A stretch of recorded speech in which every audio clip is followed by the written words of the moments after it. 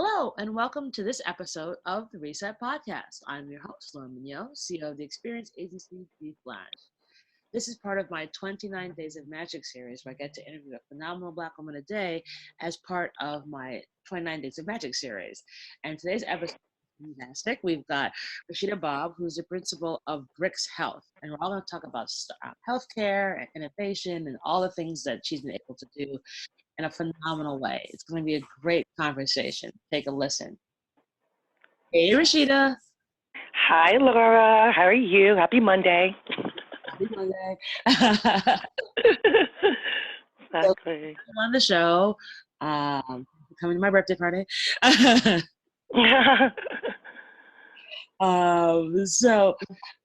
you know, first episode's always the same. I always want to hear the answers that people give. I'm sure yours will be no different. So, Rashida, Sure. what was your first job? First job. Well, my first job actually is very interesting. I'm a New Yorker, born and raised. My first job actually was for the city of New York. So my first job, ironically, was not until I was 19 years old because I was lucky enough to have parents who let me study and not work. But when I was 19, my summer between my freshman and sophomore year at Cornell, I worked for the city of New York, and I was helping women who were doing work entry programs find childcare, summer childcare for their kids, which was a very fun job. Actually, there were about two other Cornellians there that became really good friends. And I realized, I always knew it, but I realized how truly diverse New York City was because we had all these young people having to translate and speak in their um, native tongue or the second tongue that they learn in their household, whether that be Spanish, French, Chinese, Korean.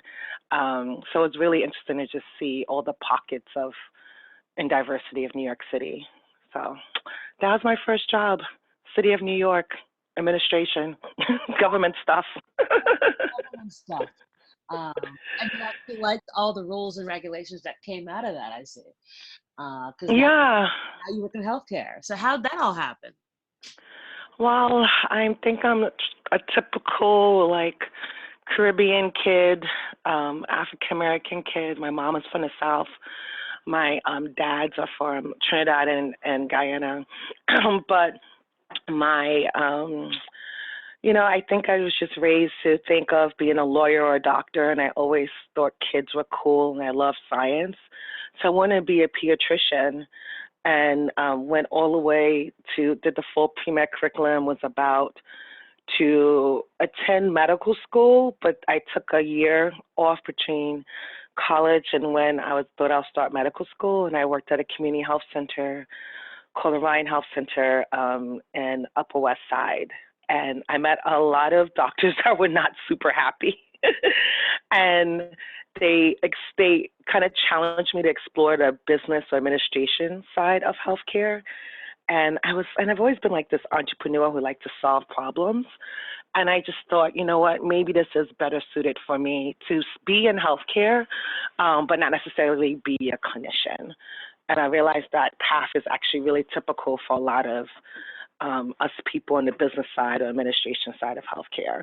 We were usually pre-med at some point and got sucked in to the warp of all things healthcare.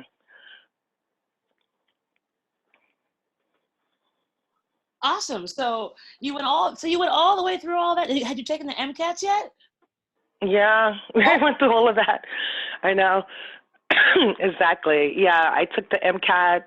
I did the whole, Cornell has a very tough pre-med curriculum. I did all those science classes and I didn't go to med school. And it's funny because I actually sometimes regretted that because I wish I had an extra year of college to take all the fun classes that I was not allowed to take.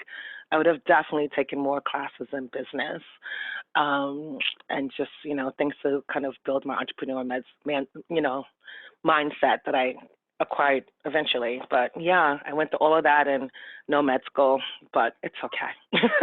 we land where we're supposed to land. Exactly. So Yeah. you decide, all right, the business side of medicine actually sounds more interesting to me. Then what do you do? Yeah. Yeah, so right now I have my consultancy called Bricks Health, and I named it Bricks Health because I've been in healthcare for a long time, and even when I've left healthcare, I have just noticed that healthcare is full of a lot of walls, whether it's walls between insurance and the providers or the patient and their doctor. And I think my goal is to kind of pull down those walls brick by brick so it can have true innovation to actually help people. And with Bricks Health, I have kind of two main projects and consulting projects I work with. One of them is just determining and finalizing product market fit for digital startups in the healthcare industry, helping them with those initial growing and scaling years. So once they're fully funded or have funding, help them get those initial partnerships, business model, pricing strategy, so that they can be successful and sustainable in healthcare. And then I also work on the VC side or corporate investment side, helping the more traditional entities invest better or partner better with digital healthcare startups. So that's kind of what I do. I'm a principal. I work with a small team of really smart people that I've gathered from my just career working in healthcare for over the, last 12, 15 years Wow. plus. So how in the world have you been able to be this successful in the business? What were those? Yeah, that's a good question. I think a lot of it is that I have a very unique path. I work in healthcare and I've pretty much worked in most sides of healthcare. So I started out as a consultant for about 5 years with PricewaterhouseCoopers and Ernst& Young. And that was purposeful because I thought, oh, this is the best way to just learn a lot of skill sets at once. So I know consultants have a bad rap, especially like big four traditional management consultants. But the good thing as a young professional is that it just taught me how to work quickly, how to solve problems quickly, how to build resources, how to address the bottom line. And it also just built a very, very, very strong network from of people and executives to work with. And I've worked, in my career, I've worked on a pharma side, insurance side, the provider side, which provider sides like the hospitals, the clinicians. That's actually where I started. The drug insurance side, touched the medical supply side a little bit, and just like all these things in digital healthcare. And I'll be happy to like explain what I think digital healthcare is because it's such an umbrella term.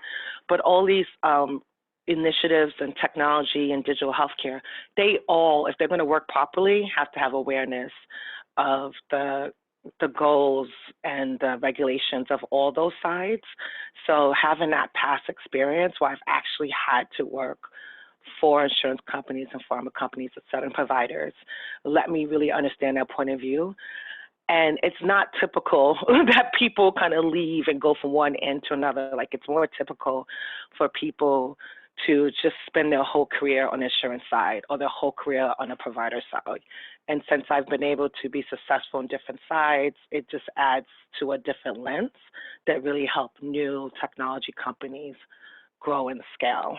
So it kind of makes sense for my unique, my unique patchwork story of my career, and it actually just fit for me organically as I was trying to figure out what I really want to do and still stay an entrepreneur, which I'm truly an entrepreneur at heart. I'm a corporate refugee, as I like to say. That's awesome. Well, yeah, it's interesting because I think there are so many interesting opportunities in healthcare and digital healthcare right now, and I think a lot of times the terms and sort of like scare folks off. So could you sort of break down what this all means and like live? Yeah, no, it's important. I feel like I sometimes want to scream on the top of like the biggest building in New York City for people to pay attention.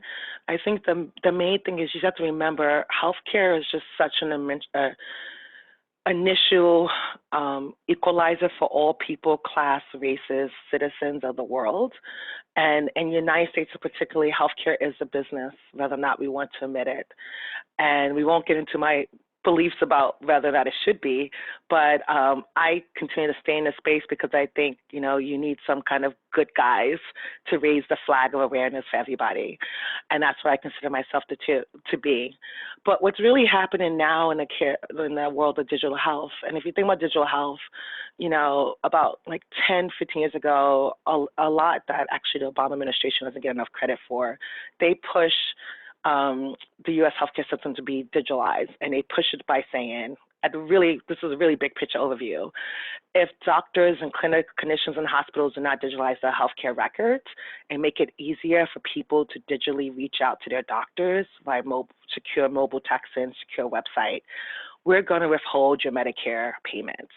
And that's how you create change in any kind of health system, is that you have to hold back the money for people to do what you want them to do.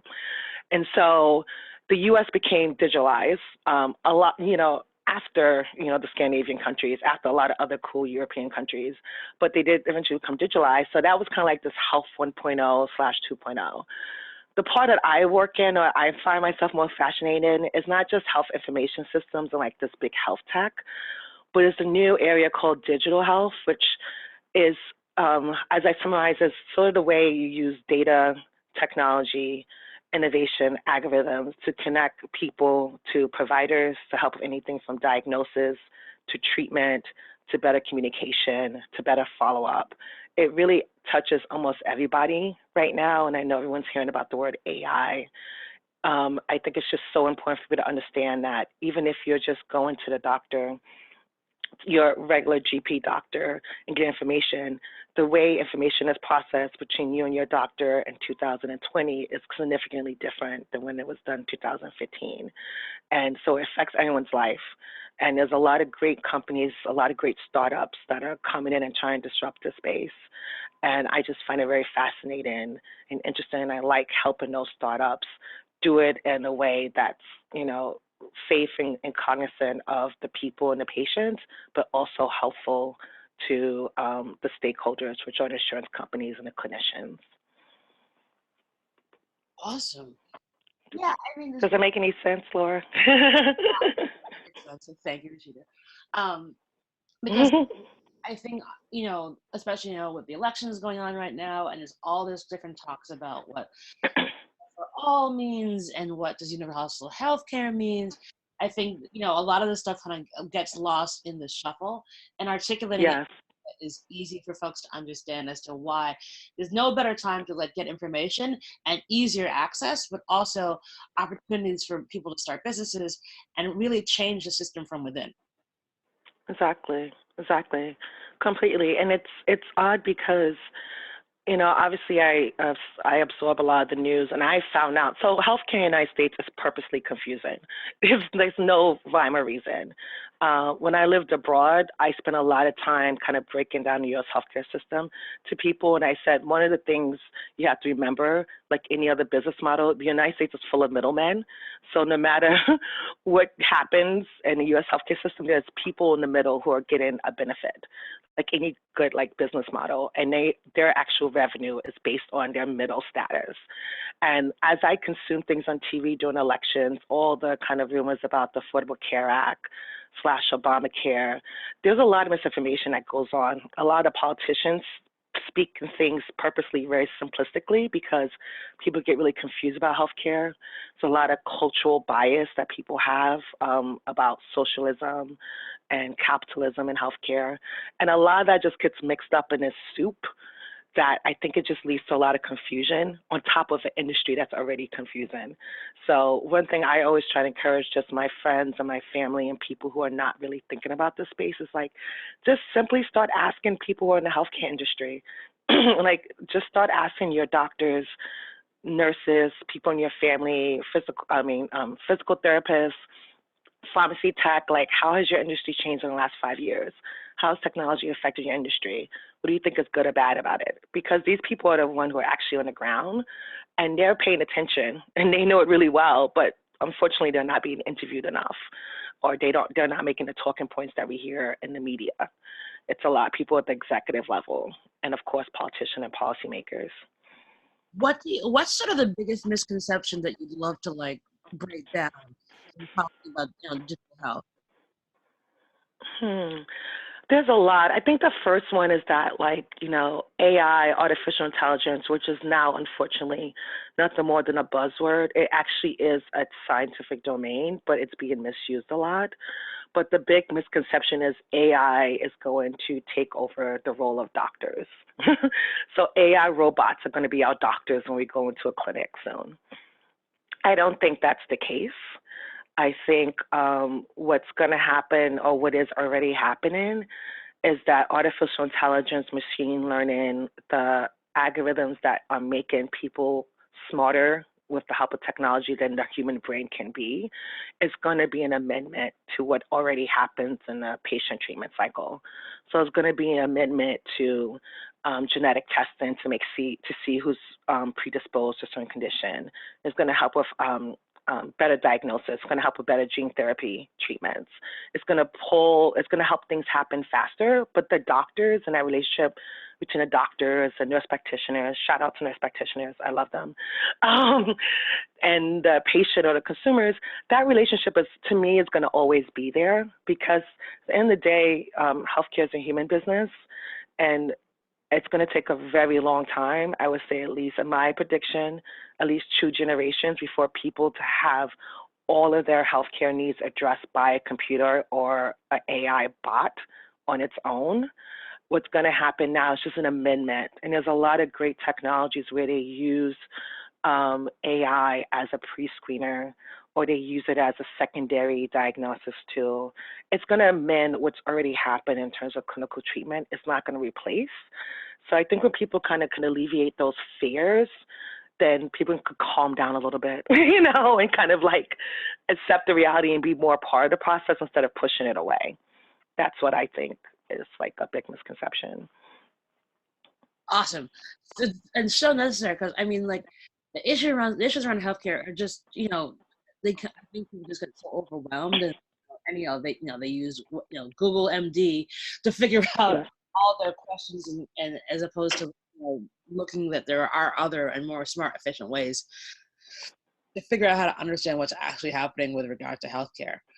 So, Yeah, exactly. so in your role now, what is it? How do you sort of explain what you do now? So what I do now, a lot of it, I would say, my main, I spend day to day trying to help scale ups, because I do think like startups should really think of themselves as scale ups, especially if they're doing things right in healthcare and trying to disrupt. I help them with their product market fit and help them develop their business models so that they can be successful and get multiple partnerships and clients in the healthcare industry. So, I will work with, one of my recent former clients was out of Berlin, Germany, actually in the space of um, using AI for initial screening and advice for people who either are not accessing healthcare because they're concerned or don't have the money for it. And it helped kind of determine what might be wrong with you and what type of care you should get and how soon you should have that care. And that product and that company started in Berlin, Germany. It's called Ada Health, by the way. Really great company, really great team. It's one of the largest, actually most successful in terms of fundraising in the German healthcare digital market. I was instrumental and led their U.S. business development. And obviously, what you do, healthcare is so different country to country. So you can be successful in one country, but that's just, you're starting from the ground when you are trying to enter a new country market. So I'm the one who's literally taking all the income and interest call, looking at how long it takes us to deploy a product, looking at how much we're going to charge for it and what the product implementation time would be like. So basically, it's almost like a mini COO or chief strategy officer for a startup. I kind of put that hat on, and how deeply involved I become really depends on where that startup is at in their business and how big their strategy and development team is.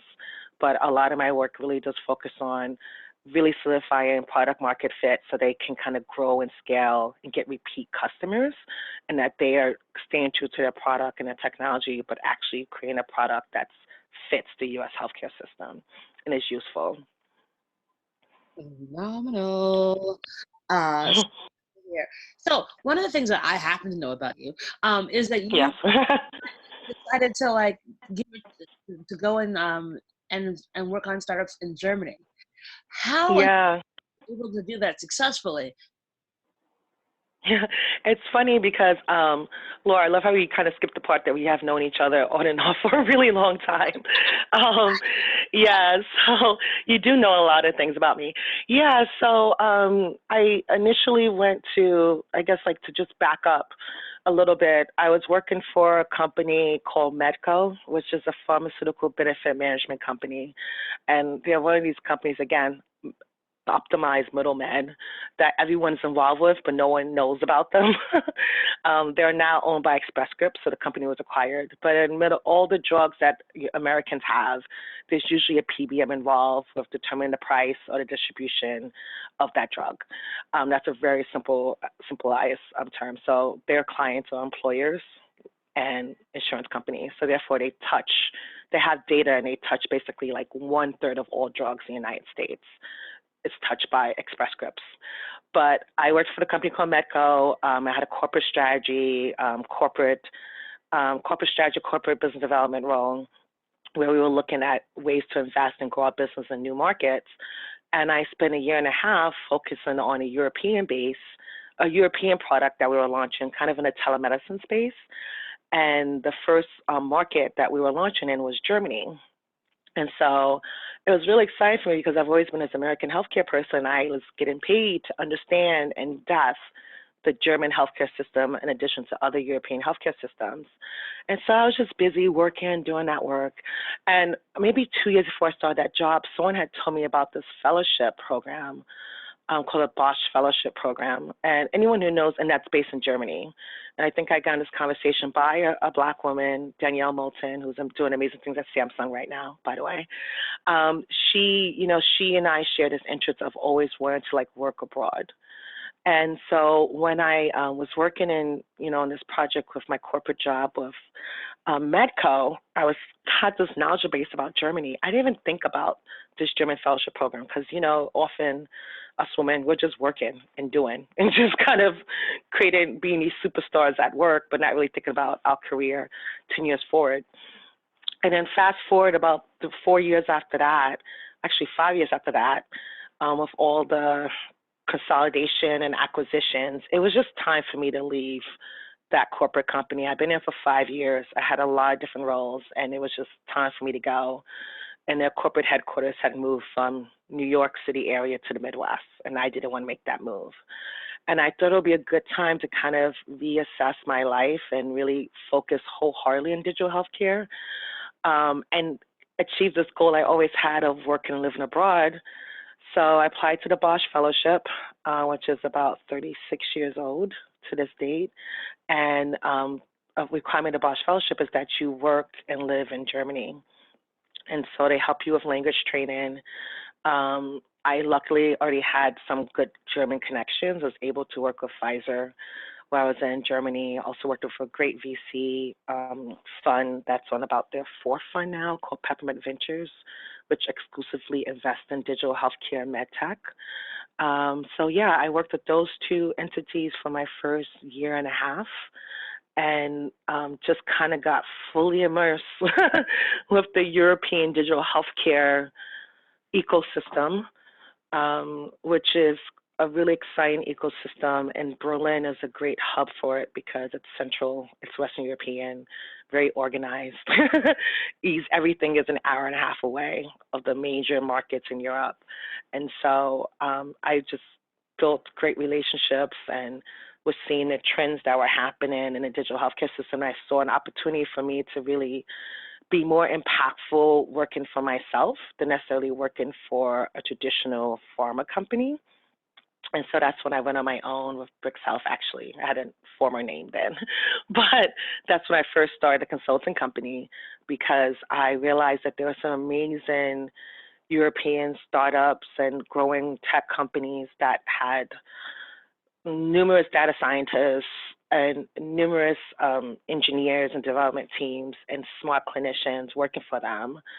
And one reason that I'm always kind of like telling or educating people about the Berlin startup scene is not just because it's my favorite European city and my former home of 3 years, but it actually is a great place to launch a tech focused startup because they are EU, it's an EU hub, it's Germany, and they are able to attract amazing talent from all over Europe, Asia, Africa, the Middle East. And that actually was the people I ended up working with these tech companies. They had engineers everywhere from engineers and data scientists everywhere from Eastern European countries to North African countries. And these people are the top of what they do, but they're also like young, hip people who want to live in a cool city. So they get attracted to these new jobs. And because of the EU and Germany's kind of acceptance of qualified immigrants or qualified expats, that's easy for them to get a visa, a lot easier in the United States. And you can just kind of really easily build a great tech team in Germany and Berlin, particularly for like a fraction of the cost is the same thing in the United States, especially in the major coastal markets, i.e. the Bay Area, New York City. And so these companies were just amazing, Laura. They were just had all these like data scientists and developers, and they had great products, but Europe tends to move a lot slower than the United States, especially in healthcare.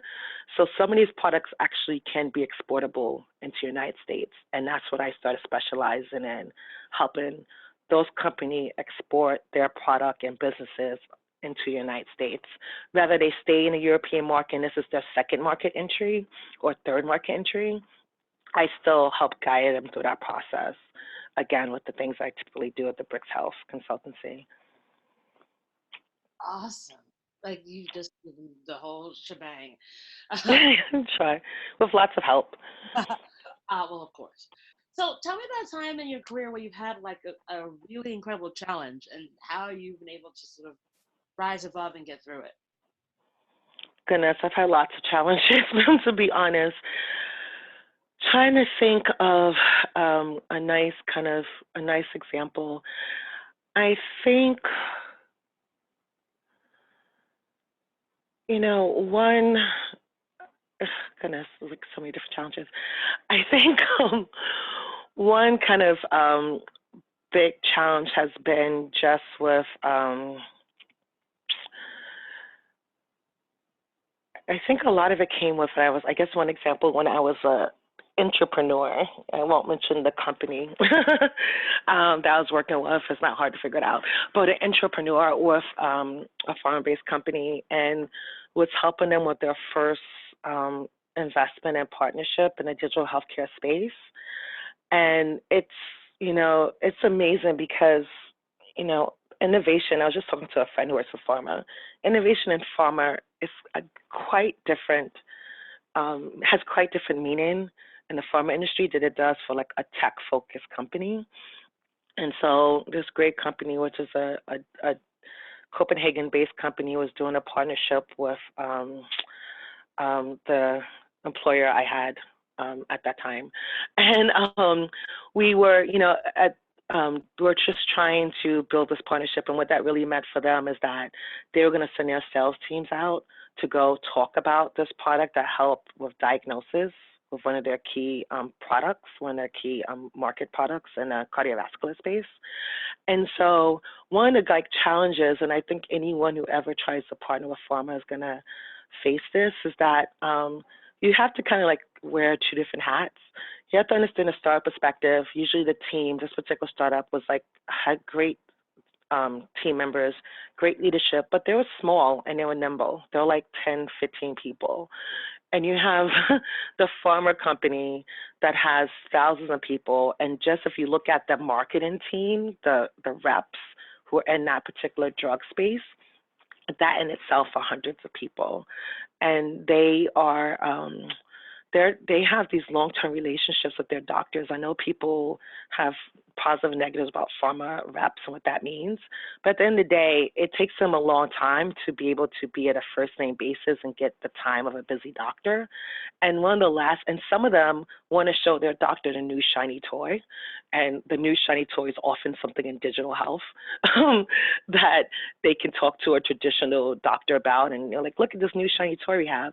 But then you also have a lot of people that only have like reps or marketing people only have 15 minutes with their target, the provider, and they don't want to necessarily ruin that relationship talking about this new tech company.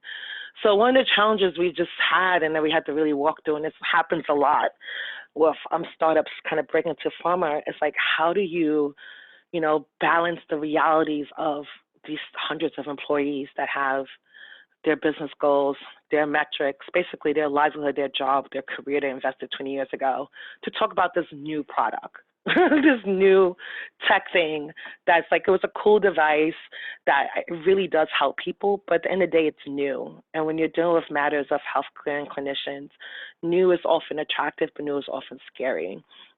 So, some of the things that, there was just challenges with that. I was doing everything from creating like marketing material, giving some coaching to sales reps on how to like introduce this topic, trying to like get the startup people to go and do some clinic visits with them. We were just basically trying, throwing everything at the wall. But the challenge in anyone who's listening or anyone who's worked with like big companies, you have to like be a very strategic like entrepreneur, so you don't push too hard in real relationships, but also like push them in their discomfort zone. So luckily for me, and this particular example happened when I was living in Europe. And one thing I'm not afraid is to use my difference as like my selling point. So I'm like, I'm the crazy American. And so the crazy American said, they can blame me, the crazy American. I got away with a lot by being an American. So like the crazy American said, this is like, this is kind of where the future is. Give it a try. I use every tool in the toolbox to kind of make it happen. And, luckily, we were able to kind of get some clinicians and some of the sales reps to actually talk about this product. So I think that's kind of like one example, and there's been a few of those things that have happened in my Awesome. life. So that's, I think that's, listen, when in doubt, I'm the American, I don't know. Like, you just go with what I'm saying. Exactly. Yeah, exactly. Use what you have, whatever it is. But, so, what would you tell 25-year-old Rashida, looking back on? Oh, so much. I would tell myself so much. My goodness. I think 25, Rashida, she was, I would tell her, you're smart. I know this term gets used or not. You're more than enough. Have the boldness of, I hate to say this, but have the boldness of a white man. Be bolder, be as assertive as you're more comfortable to be. Um, take those risks. Do it now. Like there's just so much opportunity to make mistakes when you're younger. And it's just actually, I think we're sometimes afraid to make mistakes when you're younger because everything just seems so like, I was trying to climb the corporate ladder when I was 25 years old. So I would tell myself, like, yes, you can climb that corporate ladder, but, on the way up, don't be afraid to make some mistakes. Don't be afraid to make leaps instead of trying to do things so systematically. I think us women, especially women of color, especially if we're like the first people in our family to have corporate roles, we sometimes kind of get put ourselves in a box and don't really think about our personal brand, don't think about our passion, don't think about like what we really want to do, the impact we want to leave in this world outside of the company you work for. That's what I'm focused on right now. I wish I knew that when I was 25. So I would tell my 25-year-old self to just like think of yourself beyond being an employee climbing the corporate ladder. Think of yourself as, Rashida Bobb, a fully functional, intelligent being that has a lot of skills to contribute to this world and wants to leave an impact. And that impact will be made by your personal brand, not just what you do for this company. Awesome. So very important. And it's very much Yeah. personal brand is is going to define it. It's like, you can't work for a company for 20 years anymore and be like, that's the thing I do. It's like, who are you and what makes you unique and different, and why should people want Exactly. you, whether you're at this corporation or if you're on your own or if you're doing something on the side, like, how do you build that personal brand that's enough fire Exactly. to really tell them? 100%. And even like, I have a few friends who have worked for a corporate company for 25 years, but their brand within that company stands out. And even the fact that you are, especially if you're a woman of color who worked for a company for 25 years, that's like a Fortune 100 company, that in itself is a brand. So, just kind of think of what you can contribute to other people who are 20 years early in their career, and think of that individually, not just with your company. Because I was just telling a young man who I met who worked for strategy role for a Medicaid insurance plan.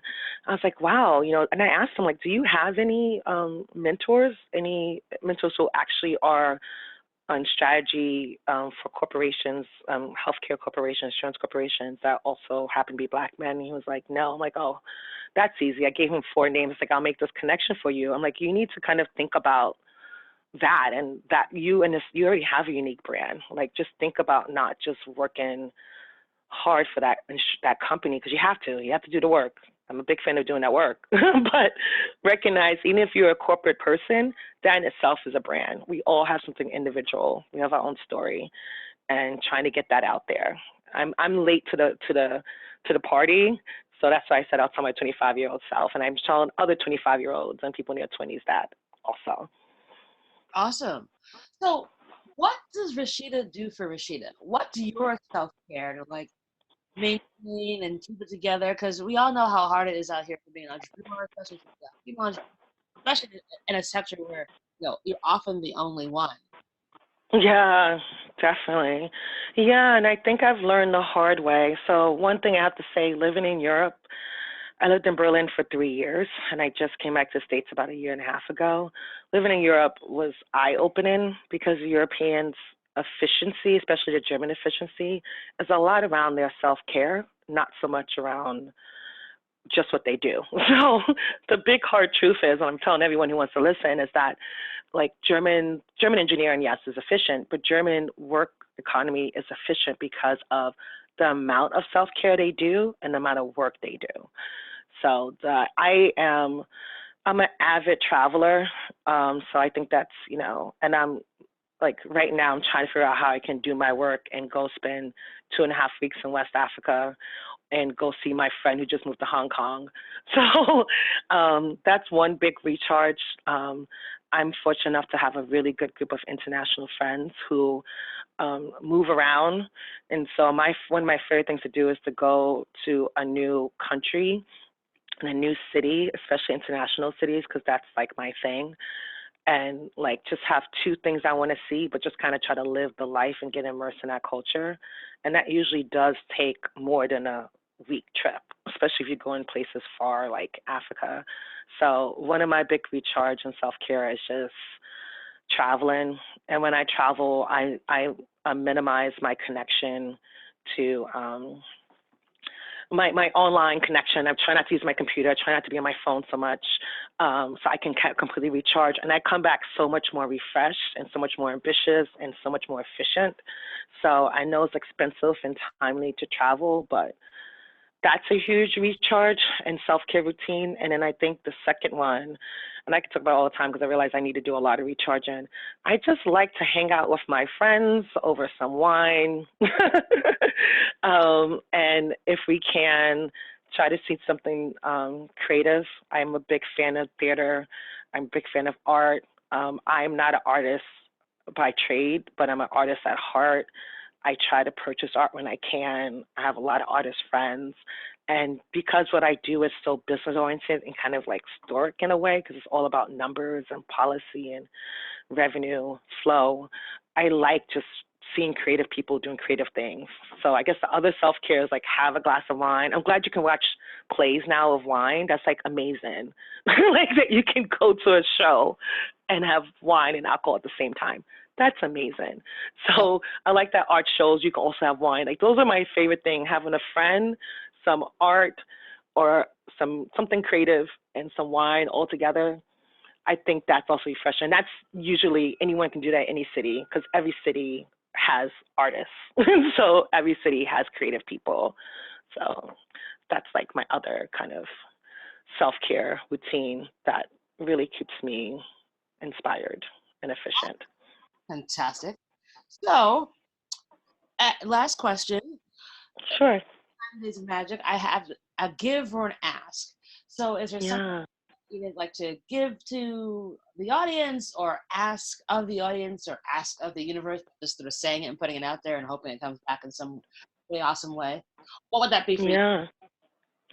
Yeah. So I guess my give would be I'm always kind of interested in talking to startups or rather startups or investors in startups in the digital healthcare space who are at that point where they have a product to the market and they need someone to talk to and to really feel like to test out their product market fit or business strategy. So I give my time all the time to people who are not clients, who are just either their mentees or if I'm judging a panel. So my give is that. Like I'm pretty, I'm trying, it's Monday, so I'm a little sick. So I'm speaking a lot slower with this funny voice, but I'm a big talker and I'm a pretty honest person and I'm a huge connector. I connect everyone all the time. It's like my secret power. So my give is that if you have a product in the digital healthcare space and you need to bounce some theories and assumptions you have about your product market fit and your business model, I'll happy to try to set aside some time, whether or not we'll become clients. I just like to help smart companies grow and help them connect to their future customers. So I think that's something I'll be happy to give to any of your audience, your podcast audience. And then the take, one thing that I'm trying to do that we didn't have much time to talk about, but it's also in development, is get more into the venture investing space. And that being said, and one reason why I'm interested in that is just because, living in Berlin, living in New York and Silicon Valley, I have noticed that we have a big diversity problem and what gets funded, what doesn't get funded, and all type of startup industries, sub-industries, subcategories. So not just healthcare, but also fintech, media, you name it. And the only way I think you can really solve that is when you have more investors who are diverse in themselves. And I speak diversity being people of color and women or women who are people of color, of course, and also our LGBTQ plus community also. I think it's really a shame that there's some amazing companies out there that don't get funding, that they are not able to get that traction and really scale as quickly as other companies just because they don't have the profile and not considered quote unquote investable. So my ask is anyone else who has that same passion to kind of connect with me. I love to talk to other angel investors, LPs, private equity people, anyone else who is really passionate about financing startups with a diversity lens and purpose. I put that out there for them to come to me so we can brainstorm on how to do that Awesome. better. You slyly put in that you've become a VC and an angel investor. That in at the last second. Beautiful. Yeah. Rashida, thank you so very much for coming on. Thank you for having me. I feel so bad that like I'm like dealing with this cold. I'm usually a lot more like up there, but I really love what you're doing, Laura, with the podcast, and I'm happy to participate. Thank you so much. So we'll put all the Yeah. details in the show notes so folks can reach out to you. Um, Sure. and Rashida actually means what she says. Like, she's always down for a great brainstorm, and I've taken advantage of it many a time, and it's always a great conversation. So I would definitely recommend you reaching out to her. But yeah, so this has been a great conversation. Thank you so much. Yeah. And that is our show.